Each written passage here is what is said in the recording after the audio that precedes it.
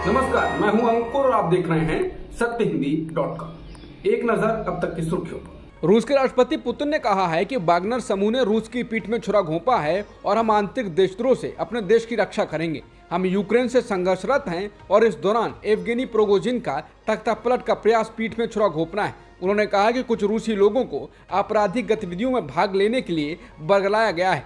उन्होंने अपने संबोधन में वाग्नर ग्रुप के बॉस येवगेनी प्रिगोजिन का नाम लिए बगैर कहा कि कुछ लोगों की ऊंची महत्वाकांक्षाओं ने बड़ी गद्दारी का काम किया है। रूस के राष्ट्रपति ने यह भी कहा कि जो लोग रूसी समाज को बांटने की कोशिश कर रहे हैं उन्हें जरूर दंड दिया जाएगा। पुतिन ने रूस की हिफाजत का वचन देते हुए कहा कि इस संकट से निपटने के लिए सभी जरूरी आदेश जारी कर दिए गए हैं। रूस के राष्ट्रपति पुतिन द्वारा वाग्नर समूह के सैनिकों द्वारा सशस्त्र विद्रोह को कुचलने की कसम खाने के कुछ ही क्षण बाद समूह ने कथित तौर पर कहा है कि रूसी राष्ट्रपति ने अपने भाषण के दौरान गलत विकल्प चुना और देश को जल्द ही एक नया राष्ट्रपति मिलेगा। उन्होंने कहा कि मातृभूमि से गद्दारी की बात करके राष्ट्रपति ने बड़ी गलती की है। हम देशभक्त हैं, हम लड़ते रहे हैं और हम अब भी लड़ रहे हैं। उन्होंने कहा कि हम अपने देश को भ्रष्टाचार, झूठ और नौकरशाही में फंसे रहना नहीं देना चाहते हैं। बता दें, वाग्नर समूह चीफ येवगेनी प्रिगोजिन के नेतृत्व में भाड़े के सैनिकों ने सैन्य नेतृत्व को हटाने के अपने प्रयास के तहत 2 रूसी शहरों पर नियंत्रण का दावा किया है। वाग्नर ने दावा किया कि समूह ने 3 रूसी हेलीकॉप्टरों को मार गिराया है और नेशनल गार्ड से थोड़ा प्रतिरोध का सामना करना पड़ रहा है। बीबीसी की रिपोर्ट के अनुसार ब्रिटेन के रक्षा मंत्रालय से मिली जानकारी के मुताबिक वाग्नर समूह रूस की राजधानी मॉस्को की तरफ बढ़ रहा है। रक्षा मंत्रालय के मुताबिक वाग्नर समूह की कुछ यूनिट्स वोरोनिश ओब्लास्ट से होते हुए उत्तर की ओर बढ़ रही हैं। लगभग तय है कि वो मॉस्को की तरफ जा रहे हैं। वोरोनिश मॉस्को और रोस्तोव के बीच में है। रिपोर्ट के अनुसार वाग्नर समूह का दावा है कि उन्होंने रोस्तोव शहर को अपने कब्जे में ले लिया है। ब्रिटेन के रक्षा मंत्रालय का कहना है कि वाग्नर ने रोस्तोव में लगभग हर महत्वपूर्ण जगह को कब्जे में ले लिया है। रक्षा मंत्रालय ने इस विद्रोह को हाल के समय में रूस के लिए सबसे बड़ी चुनौती बताया है।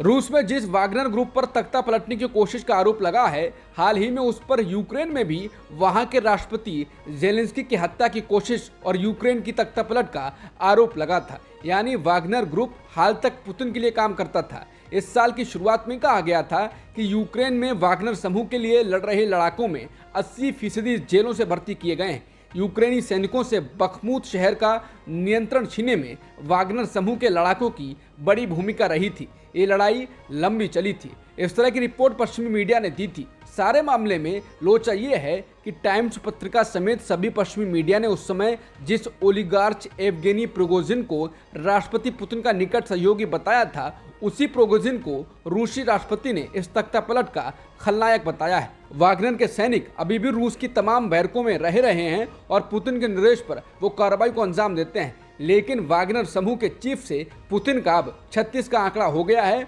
और उस पर अब तख्तापलट का आरोप है। मणिपुर में आगजनी की एक ताजा हिंसा के तहत उपद्रवियों ने शनिवार को राज्य सरकार के मंत्री एल सुसिंद्रो मैतेई के घर पर एक निजी गोदाम और वहां खड़े वाहनों को आग लगा दी। हमला करने आई भीड़ ने मंत्री के घर में घुसने और इमारत को आग लगाने की भी कोशिश की, लेकिन सुरक्षा बलों के जवान वहां समय पर पहुंच गए और आंसू गैस के गोले दागकर भीड़ को तितर बितर कर दिया। पुलिस ने कहा कि सुरक्षा बलों ने आधी रात तक आंसू गैस के कई गोले दागे ताकि भीड़ को मंत्री के खोराई स्थित आवास का घेराव करने से रोका जा सके। घटना में किसी के भी हताहत होने की जानकारी नहीं है। इसी तरह आगजनी की एक और घटना पूर्वी इम्फाल के साजिबा जेल के पास इशराऊ इलाके से सामने आई, जहां उपद्रवियों ने बीजेपी कार्यालय में भी आग लगा दी। बता दें, इससे पहले राज्य की महिला मंत्री नेमचा किपगेन के इम्फाल पश्चिम जिले के लामफेल इलाके स्थित घर को 14 जून की रात को अज्ञात लोगों ने जला दिया था। इसके अगले दिन केंद्रीय मंत्री आर.के. रंजन सिंह के घर पर हमला किया गया और उसे जलाने की कोशिश की गई थी। बता दें, मणिपुर में हिंसा की ये ताज़ा घटनाएं ऐसे समय सामने आई हैं जब केंद्रीय गृह मंत्री अमित शाह आज नई दिल्ली में दोपहर 3 बजे मणिपुर की स्थिति पर सर्वदलीय बैठक कर रहे हैं। मणिपुर हिंसा को लेकर गृह मंत्री अमित शाह की अध्यक्षता में सर्वदलीय बैठक शुरू हो चुकी है। कांग्रेस की ओर से पूर्व सीएम ओकराम येबोबी को भेजा गया है। वहीं NCP chief Sharad Pawar, TMC chief Mamata Banerjee भी बैठक में नहीं पहुंचे हैं। हालांकि दोनों के प्रतिनिधियों की बैठक में होने की बात कही जा रही है। बैठक में आरजेडी से मनोज झा शामिल हुए हैं। बता दें, कांग्रेस ने मणिपुर पर चर्चा के लिए सर्वदलीय बैठक को यह कहते हुए पहले खारिज कर दिया था कि प्रधानमंत्री की गैर मौजूदगी में इस बैठक का कोई मतलब नहीं रह जाता है। पीएम मोदी से अमेरिका में प्रेस कॉन्फ्रेंस के दौरान भारतीय लोकतंत्र और मानवाधिकार हनन को लेकर सवाल पूछने वाली वॉल स्ट्रीट जर्नल की महिला पत्रकार सबरीना सिद्दीकी को अब भारत के लिए अपनी वफादारी साबित करनी पड़ी है। बता दें, कुछ मीडिया संस्थान उनको लगातार पाकिस्तानी अमेरिकन और मुस्लिम बताकर उनके भारत के प्रति भेदभाव को बताने की कोशिश कर रहे हैं। इसके बाद उन्होंने ट्वीट किया है जिसमें वो भारतीय क्रिकेट टीम को 2011 के विश्व कप में अपने पिता के साथ बैठकर भारत की जर्सी पहनकर सपोर्ट कर रही हैं। इसके साथ ही उन्होंने ट्वीट में लिखा है, चूंकि कुछ लोगों ने मेरे पर्सनल बैकग्राउंड के बारे में बात करना चुना है, इसलिए पूरी पिक्चर देना ही सही लगता है। उन्होंने कहा है कि कभी कभी पहचान जितनी दिखती है उससे कहीं अधिक जटिल होती है। इसके साथ ही ऑल्ट न्यूज के पत्रकार मोहम्मद जुबैर ने ट्वीट कर कहा है कि सर सैयद अहमद खान की पड़पोती को भी भारत के हजारों भारतीय मुसलमानों की तरह अपनी वफादारी साबित करनी पड़ेगी। ये दक्षिणपंथी ट्रोल्स की एक पुरानी चाल है। सत्ता में बैठे लोगों से एक सवाल, आपको राष्ट्र विरोधी, पाकिस्तानी, हिंदू विरोधी, भारत विरोधी आदि करार दिया जाएगा। इसके साथ ही उन्होंने पत्रकार सबरीना सिद्दीकी के कई पहले के ट्वीट भी शेयर किए हैं जिसमें वो भारत को सपोर्ट कर रही हैं। बता दें, सबरीना सिद्दीकी के पिता भारत में पैदा हुए थे लेकिन पाकिस्तान में पले बढ़े, जबकि उनकी मां पाकिस्तान से हैं। हालांकि सिद्दीकी का जन्म संयुक्त राज्य अमेरिका में हुआ था। जुलाई में नए सत्र से उत्तर प्रदेश बोर्ड अपने छात्रों को भारत के 50 महान नेताओं के जीवन और समय के बारे में पढ़ाएगा। यूपी बोर्ड ने विनायक दामोदर सावरकर और दीनदयाल उपाध्याय जैसी हस्तियों की जीवन कहानियों को शामिल किया है, लेकिन जवाहरलाल नेहरू को शामिल नहीं किया गया है। हिंदुस्तान टाइम्स के अनुसार नेहरू को लिस्ट में शामिल न किए जाने के सवाल पर यूपी के माध्यमिक शिक्षा मंत्री गुलाब देवी ने कहा है कि नेहरू ने देश के लिए अपने प्राणों की आहुति नहीं दी थी, इसलिए उन्हें लिस्ट में शामिल नहीं किया गया है। सावरकर को शामिल किए जाने पर टिप्पणी करते हुए मंत्री ने कहा, अगर हम छात्रों को सावरकर और पंडित दीनदयाल उपाध्याय जैसे हमारे महान नेताओं के बारे में नहीं पढ़ाते हैं तो हम उन्हें क्या सिखाएंगे? क्या हमें अपने बच्चों को भारत की महान हस्तियों के जीवन और समय से अवगत कराने के बजाय आतंकवादियों के बारे में बताना जरूरी है? मध्य प्रदेश में विधानसभा चुनाव के ठीक पहले बीजेपी में भगदड़ मची हुई है। नेता खुलेआम एक दूसरे के खिलाफ ताल ठोक रहे हैं। पार्टी की प्रदेश इकाई और उसके खेवनहार बिखरे बिखरे हैं। राज्य की चुनावी बागडोर अब सीधे सीधे प्रधानमंत्री मोदी और उनके दाहिने हाथ केंद्रीय गृह मंत्री अमित शाह के हाथों में आ चुकी दिख रही है। बीजेपी में भगदड़ और दल बदल का आलम यह है कि हर दूसरे तीसरे दिन नामी गिरामी चेहरों के खेमा बदलने का क्रम चल रहा है। मध्य प्रदेश भाजपा को एक और तगड़ा झटका लगा जब सूबे के मुख्यमंत्री रहे घाघ नेता स्वर्गीय गोविंद नारायण सिंह के बेटे ध्रुव प्रताप सिंह ने केसरिया दुपट्टा किनारे रखकर कांग्रेस का हाथ थामा है। मध्य प्रदेश कांग्रेस के अध्यक्ष कमलनाथ ने ध्रुव प्रताप को पार्टी की सदस्यता ग्रहण कराई। इस मौके पर पूर्व मुख्यमंत्री एवं राज्यसभा के सदस्य दिग्विजय सिंह और मध्य प्रदेश विधानसभा में नेता प्रतिपक्ष डॉक्टर गोविंद सिंह मौजूद रहे। बता दें, इससे पहले पूर्व सीएम कैलाश जोशी के बेटे दीपक जोशी भी कांग्रेस में आए थे।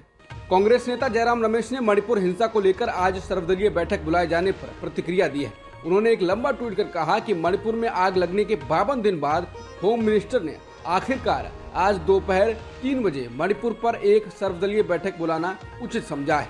उन्होंने कहा कि वास्तव में इस बैठक की अध्यक्षता प्रधानमंत्री को करनी चाहिए थी, जो इतने समय तक चुप रहे हैं। जयराम रमेश ने कहा कि इसे राष्ट्रीय पीड़ा के प्रदर्शन के रूप में इम्फाल में आयोजित किया जाना चाहिए था। भाजपा ने मणिपुर को लोगों को बुरी तरह से विफल कर दिया है। जयराम रमेश ने कहा कि फिर भी 2002 और 2017 के बीच 3 बार सीएम के रूप में मणिपुर को शांति और विकास के रास्ते पर वापस ले जाने वाले ओकराम इबोई सिंह जी इस बैठक में कांग्रेस का प्रतिनिधित्व करेंगे। उनके व्यापक अनुभव और गहन ज्ञान को देखते हुए उनकी बात पूरी गंभीरता से सुनी जानी चाहिए। अडानी ग्रुप एक बार फिर से संकट में गिरता हुआ दिखाई दे रहा है और इसका असर उसके शेयरों पर भी पड़ रहा है। दरअसल अमेरिका में अडानी ग्रुप के निवेशकों से पूछताछ चल रही है। ब्लूमबर्ग की एक रिपोर्ट में दावा किया गया है कि अमेरिका में सिक्योरिटीज एंड एक्सचेंज कमीशन यानी SEC अडानी ग्रुप के निवेशकों से पूछताछ कर रहा है। इस कारण शुक्रवार को अडानी ग्रुप के शेयरों में गिरावट देखने को मिली। Short seller Hindenburg research report के सामने आने के बाद अमेरिकी एजेंसियां इस बात का पता लगाने में जुटी हैं कि अडानी समूह में निवेश करने वाले अमेरिकी निवेशकों को समूह ने डिस्क्लोजर में क्या जानकारियां साझा की हैं। जांच एजेंसी ने अडानी समूह के निवेशकों से पूछा कि उनकी ग्रुप से क्या बातचीत हुई। बता दें, हिंडनबर्ग ने अडानी समूह पर विदेशी कंपनियों के जरिए समूह की कंपनियों के शेयरों के भाव में हेरफेर का आरोप लगाया था। बता दें, हिंडनबर्ग ने कहा था कि शेयरों के भाव में उतार चढ़ाव लाने के लिए गड़बड़ी करने का आरोप लगाया गया था।